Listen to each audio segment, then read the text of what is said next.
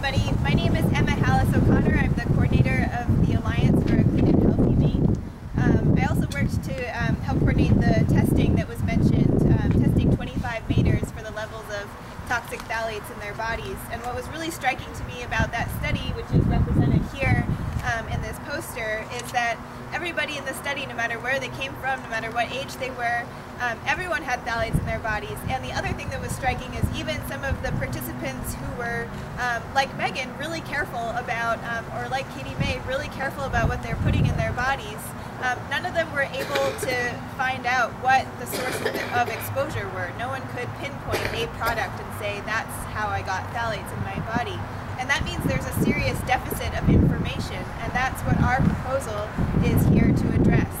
There's no reason why parents shouldn't have the right to know whether or not there's phthalates in our products. And like Dr. Fader was saying, this is a pretty modest proposal. All we're saying is that we should have reporting from the manufacturers that make these products so that all of this information is publicly accessible. We're not asking for products to be labeled even, and we're not asking for a ban right now. We're asking for this first important step to find out the information that we need that we don't have. For a moment, I just want to explain something that might be confusing.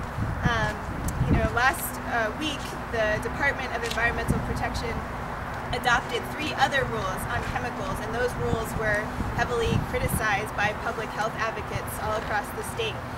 Those 3 rules adopted address 3 chemicals, mercury, cadmium, and arsenic, and require reporting, which might sound good on the surface, except that this is really more symbolism than substance. The problem with those 3 rules is that they collect information that already is being collected or has been collected by the state of Washington. And here we have compiled a binder from the state of Washington's very easily searchable database that compiles that information. So we're saying here today the reason why we're proposing our own rule on phthalates is because phthalates is a dangerous chemical, and the information on where phthalates are doesn't exist already.